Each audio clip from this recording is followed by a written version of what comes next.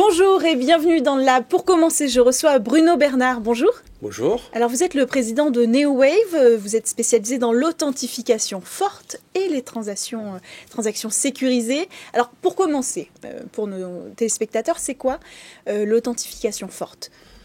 Je vais peut-être vous expliquer aussi ce que c'est l'identification, puis Oui. l'authentification. Très bien.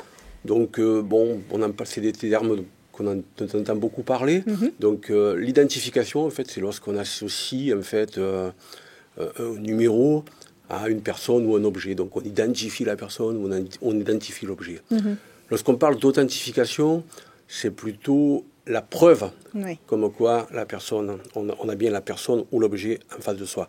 Donc l'authentification, il y a plusieurs formes d'authentification en fait. Donc il y a ce que je sais, un mot de passe, un code, ce que je possède, ça peut être un smartphone, ça peut être une carte à puce, une clé USB, ce que je suis, donc l'empreinte biométrique, les veines, le visage, et ce que je sais faire, donc une signature, un geste, etc.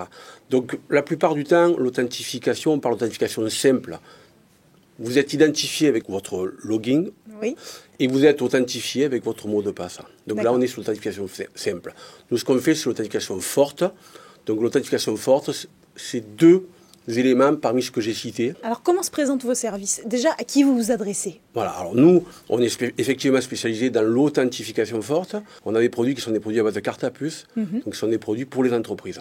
Donc là, on travaille plutôt avec des grands comptes, ministère de l'Intérieur, des grands donneurs d'ordre, qui vont proposer ce genre de dispositif à leurs employés, à leurs agents, Oui. pour sécuriser En leurs interne. accès en interne et pour sécuriser donc l'accès aux réseaux informatiques et aux applications métiers. Donc là, on est sur un badge, au sens générique du terme, d'entreprise. Et ensuite, on a une deuxième famille de produits qui répond à un standard, qui est un nouveau standard qui s'appelle FIDO. Donc FIDO, c'est une association, une alliance internationale qui veut dire Fast Identity Online. Donc ça a été créé par les géants du web, justement, sur comment renforcer l'authentification web. Donc c'est vraiment orienté web. Donc là, dans l'absolu, ça s'adresse à tout le monde. Donc parce que tout le monde va sur le web, faire ses opérations, son compte en banque, réserver ses billets de train, etc. Donc c'est un standard, je dirais, qui va se généraliser et dont vous allez entendre parler. Donc je suis là aussi pour en parler, pour commencer un petit peu à sensibiliser l'opinion publique sur ce standard-là. Donc là, notre cible, elle est beaucoup plus large, sachant que malgré tout, nous, on se concentre toujours sur l'entreprise. C'est notre cible prioritaire. Par contre, là, on va toucher des entreprises beaucoup plus larges, y compris des PME et des ETI, alors que sur la première famille de produits, qu'on appelle les solutions IT 2.0, on est plutôt sur du grand compte. Et donc la solution que vous proposez, en deux mots, c'est Winkeo FIDO 2. Pour Donc la nommer. Voilà, donc c'est ça. Les produits FIDO, donc notamment le dernier produit qu'on vient d'introduire, c'est un produit qui s'appelle Winkeo FIDO 2. Donc c'est une clé USB compatible avec le standard FIDO 2 et le standard FIDO U2F. Donc c'est pour de l'authentification web.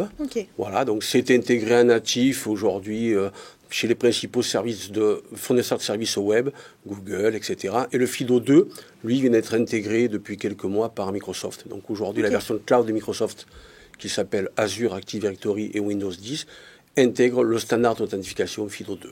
Merci beaucoup Bruno Bernard d'être venu donc nous présenter vos solutions chez NeoWave pour l'authentification forte et les transactions sécurisées. Quant à nous, on poursuit avec notre prochaine invité du Lab.